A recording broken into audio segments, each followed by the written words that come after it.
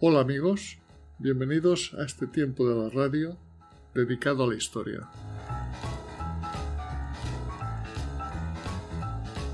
La idea de crear máquinas pensantes ha cautivado a la humanidad desde tiempos inmemoriales. En la mitología griega nos encontramos a Talos, un gigante de bronce creado por Hefesto para proteger Creta. Dejando a un lado la mitología y buscando la historia, nos encontramos a Aristóteles, quien hace unos 2300 años ya pensaba en convertir en reglas las mecánicas del pensamiento humano. En la Edad Media, alquimistas y filósofos soñaban con seres artificiales creados en laboratorios, y un mallorquín, polifacético él, de nombre Ramon Llull, diseñó una máquina a la que puso por nombre Ars Magna, que era capaz de realizar demostraciones lógicas para validar o refutar teorías, y que está considerada como la primera máquina capaz de utilizar la lógica matemática para producir conocimiento.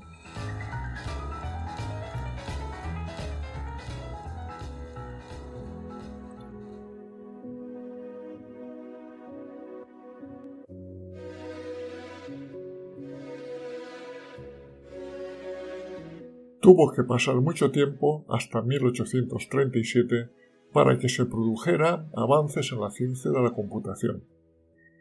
Ese año tenemos al matemático inglés Charles Babbage, que diseñó un artefacto que podía realizar cálculos matemáticos.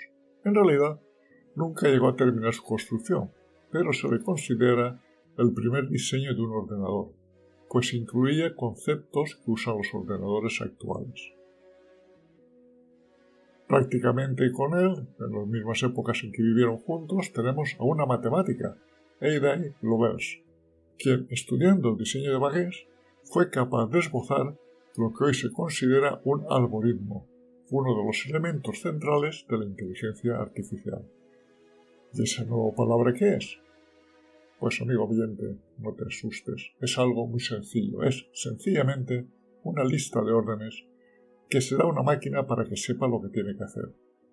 El algoritmo no hace que la máquina sea inteligente, sino simplemente hace que la máquina ejecute una tarea.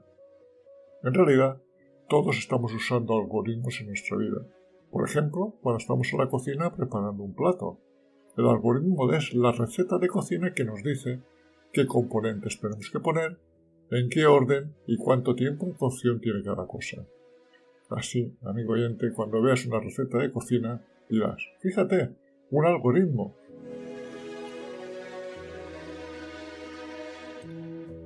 Pero volvamos a nuestra historia. Hubo que esperar hasta la mitad del siglo XX para que la inteligencia artificial se convirtiera en algo más que en puras especulaciones calenturientas de algunas mentes. El primero en ver un futuro distinto fue Alan Turing, matemático, cuyas aportaciones siguen siendo fundamentales para el desarrollo de la inteligencia artificial y es reconocido por todo el mundo como uno de sus padres. Turing desarrolló el diseño de lo que se conoce como la máquina de Turing en 1936. Este modelo teórico describe un dispositivo que manipula símbolos sobre una cinta de acuerdo con una tabla de reglas. Aunque es una simplificación extrema de una computadora real, este dispositivo teóricamente puede realizar cualquier cálculo que pueda ser descrito por un algoritmo. Este concepto sentó las bases para la teoría de la computación y demostró que no hay problemas que ninguna máquina no pueda resolver. La máquina de Turing está considerada la base teórica de los ordenadores modernos y sigue siendo una herramienta esencial en la teoría de la computación. Unos años más tarde, en 1950, Turing desarrolló un test que sirve para determinar si una máquina puede considerarse inteligente. En este test, un evaluador humano entabla conversaciones separadas con una máquina y un humano. Si el evaluador no puede distinguir de manera correcta y exacta cuál es de los dos interlocutores en la máquina, se considera que la máquina ha superado el test y podría considerarse inteligente. En realidad, este test actualmente no es importante para el desarrollo de la inteligencia artificial, pues su objetivo es proporcionar herramientas útiles para los humanos, importando poco que su apariencia sea humana o no.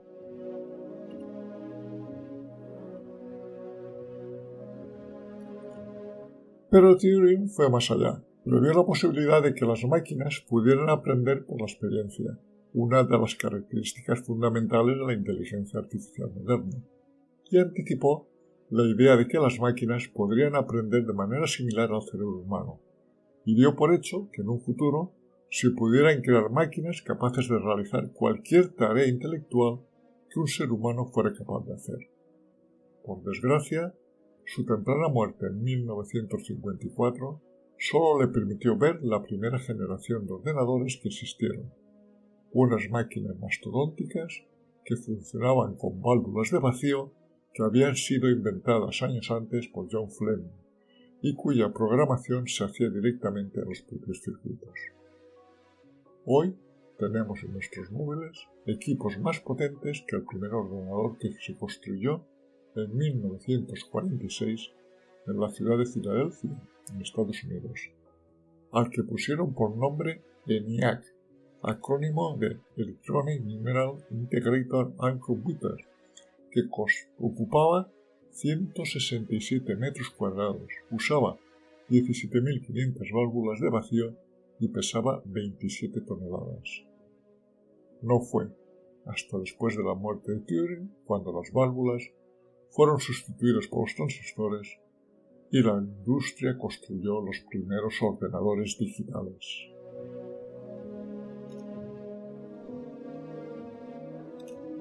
El siguiente hito importante en la historia de la inteligencia artificial sucedió en 1956. Ese año, en la ciudad de Hanover, en el estado norteamericano de New Hampshire, un grupo de científicos se reunieron en la Universidad de Dartmouth. Todo empezó cuando un joven profesor de matemáticas de esa universidad, John McCarthy, decidió organizar una reunión para intercambiar y desarrollar ideas sobre las máquinas pensantes. Durante 8 semanas, entre el 18 de junio y el 17 de agosto, 11 investigadores de distintas universidades de Estados Unidos estuvieron intercambiando ideas sobre la base de lo que cualquier aspecto de aprendizaje o actividad de la inteligencia pueda, en principio, ser descrito para que una máquina pueda hacerlo. También consideraron la posibilidad de fabricar máquinas que, utilizando el lenguaje, resuelvan problemas hasta ese momento reservados para los seres humanos, que fueran capaces de aprender por su experiencia. Y a todo esto le pusieron un nombre, inteligencia artificial, huyendo de conceptos como ciencia de los autómatas o ciencia cibernética, pues conceptualmente se trataba de una tecnología muy diferente.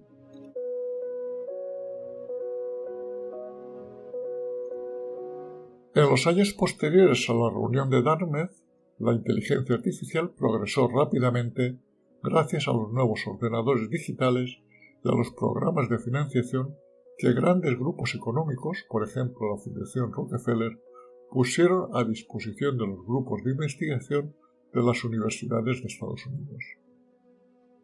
Y todo esto ocurrió en un ambiente de optimismo palpable, pues todos opinaban que en pocos años, mediante el uso de la inteligencia artificial, las máquinas podrían igualar o superar la inteligencia humana. Pero pronto se vio que este optimismo inicial chocaba con la realidad, y el optimismo se fue esfumando poco a poco, pues los avances tecnológicos de la época carecían de la capacidad necesaria para abordar las necesidades que se creaban.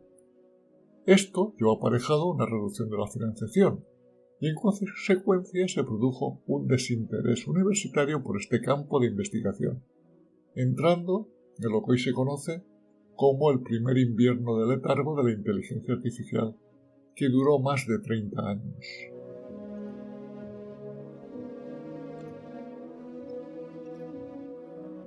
Cuando finalizaba la década de los 80 del siglo anterior, los ordenadores comenzaban a ser más potentes y las universidades empezaron a mostrar otra vez un cierto interés por la investigación sobre la inteligencia artificial.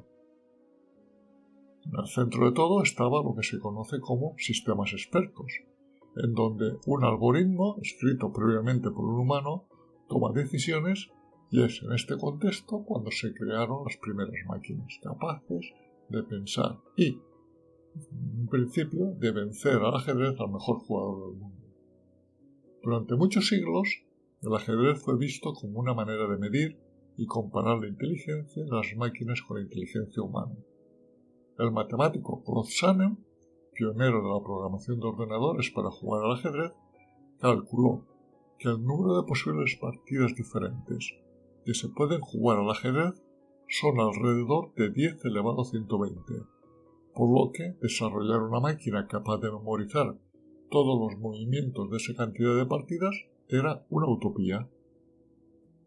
Pero los ingenieros de IBM vieron otra forma de que una máquina jugara al ajedrez y se plantearon la posibilidad de diseñar un algoritmo que pudiera adelantar todas las posibles jugadas y los potenciales movimientos siguientes de cada una de ellas, algo imposible para un humano, incluso para la mente del ajedrecista más avanzado del mundo. A IBM le pareció un proyecto interesante y hacia 1996 ya tenía desarrollado un potente ordenador al que bautizó como Deep Blue, diseñado específicamente para jugar al ajedrez. Para construirlo, IBM tuvo que fabricar nuevos chips que permitieran al algoritmo disponer de la evaluación de alrededor de 200 millones de posiciones del tablero por segundos, algo impresionante para la época. Para diseñar los algoritmos, los ingenieros de IBM contaron con la colaboración de grandes maestros del ajedrez del momento. Dübel perdió en unos primeros enfrentamientos con distintos maestros del ajedrez, y los ingenieros de IBM se valieron de estas experiencias para mejorarlo. Tras estos primeros ensayos, en enero de 1996, se enfrentó al campeón del mundo, Garry Kasparov, perdiendo 4 partidas en un enfrentamiento a 6, lo que lo obligó a los programadores de IBM a mejorar el software del mismo. Finalmente, el 11 de mayo de 1997, en un nuevo enfrentamiento, derrotó a Kasparov ganando 3 y empatando una partida. Sin duda, la victoria de Dübel tuvo una gran repercusión mediática. La partida fue bautizada como el hombre contra la máquina. La inteligencia artificial había salido de los laboratorios y entró en el imaginario colectivo como algo real y tangible, y no como ciencia ficción.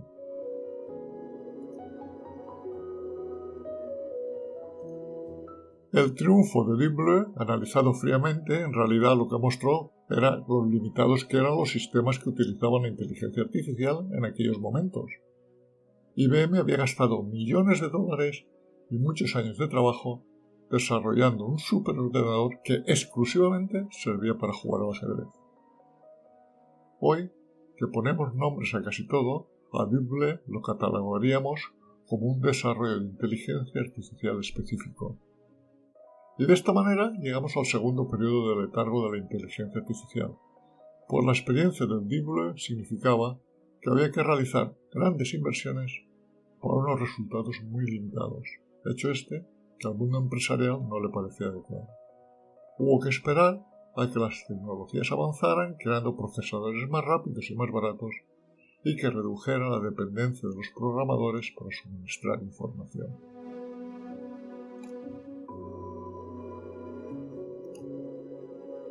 Y así nos acercamos al nuevo renacimiento de la inteligencia artificial en el año 2010. Unos años antes, la firma NVIDIA había creado para tarjetas gráficas de videojuegos en 3D unos chips que procesaban datos a gran velocidad denominados GPU. A diferencia del procesador central de un ordenador anterior, un chip acelerador GPU podía procesar múltiples cálculos matemáticos de manera simultánea.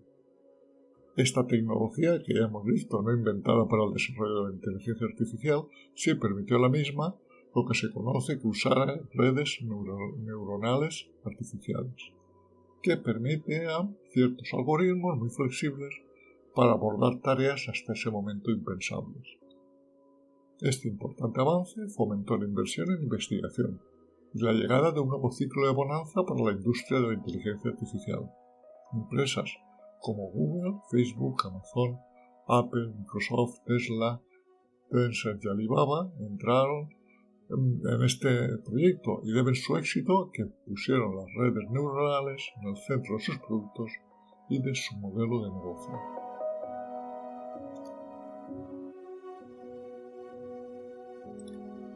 Las redes neuronales se inspiran en el funcionamiento biológico de las neuronas de nuestro cerebro.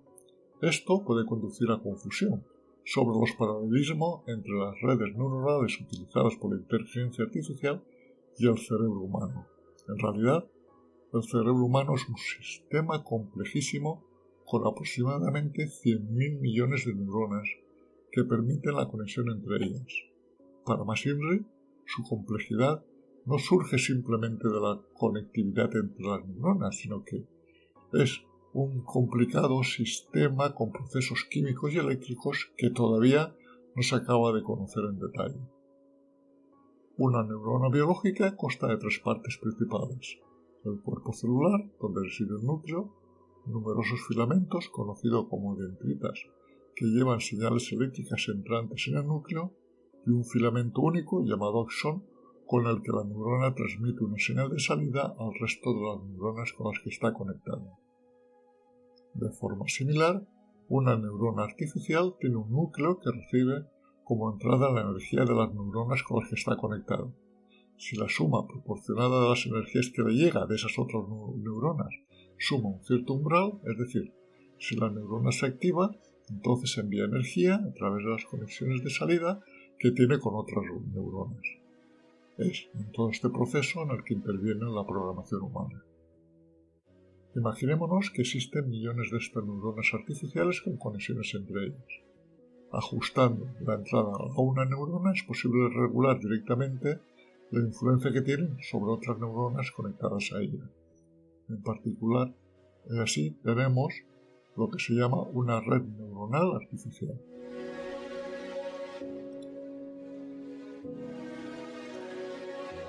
En los últimos años, los sistemas diseñados con esta tecnología han logrado resultados sobresalientes en diversas áreas como el reconocimiento de imágenes y el procesamiento del lenguaje natural. Los asistentes virtuales como Siri y Alexa, los coches autónomos y los chatbots son algunos ejemplos de sus aplicaciones. A medida que la inteligencia artificial continúa avanzando, surgen nuevos desafíos y oportunidades, y su potencial en algunos campos es inmenso. Se espera que las redes neuronales desempeñen un papel cada vez más importante en nuestra vida diaria, desde la medicina hasta la industria. Pasando por el entretenimiento, la inteligencia artificial ha demostrado su potencial para mejorar nuestras vidas.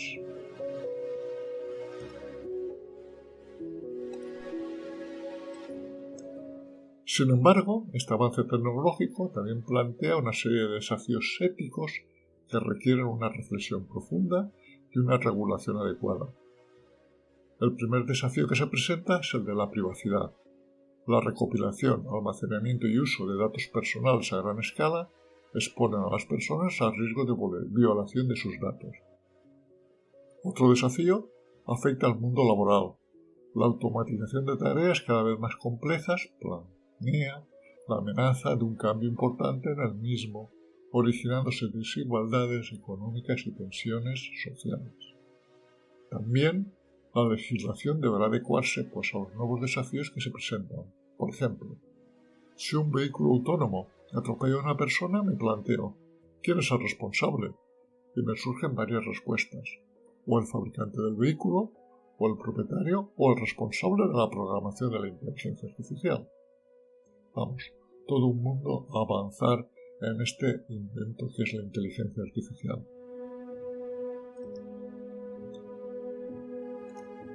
Esta estructura de redes neuronales artificiales que forman la base de la inteligencia artificial presenta el problema de que necesita de grandes supercomputadoras para poder procesar toda la información, lo que ha originado que se estén creando centros de datos que son grandes consumidores de energía eléctrica. En lo que afecta a España, Microsoft anunció en febrero que ampliará sus 3 centros de procesamiento de datos que tiene en Madrid y construirá otros 3 en Aragón.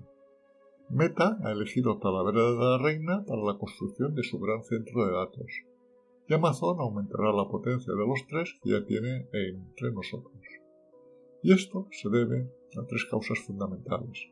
Nuestra gran infraestructura de fibra óptica con conexión directa con Norteamérica, por donde ya circula el 70% del tráfico transatlántico de Internet, el precio de la energía eléctrica, que es en comparación con otros países del entorno más barato, y el uso de fuentes de energías alternativas como la energía fotovoltaica y la eólica, que presuponen en un futuro una energía a precios adecuados.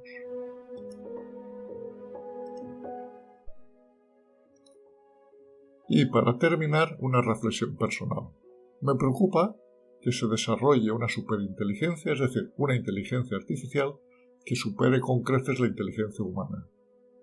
De producirse ello, esta superinteligencia podría tener objetivos que no coincidan con los nuestros y tomar medidas para protegerse a sí misma, incluso a costa de nuestros propios intereses, y llevado esto a un extremo por encima de nuestra existencia.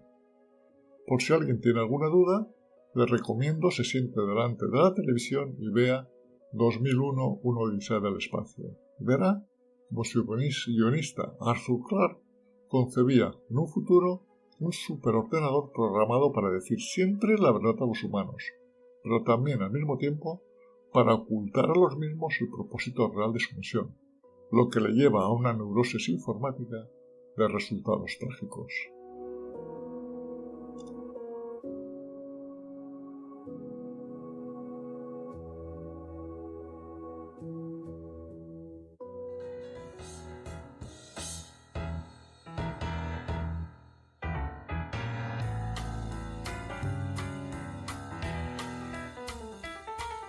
Si estás interesado en otros temas de historia, nos puedes seguir en YouTube en el canal Desde mi Retiro y en iVoox, Spotify y Google Podcast en el canal Un poco de Historia.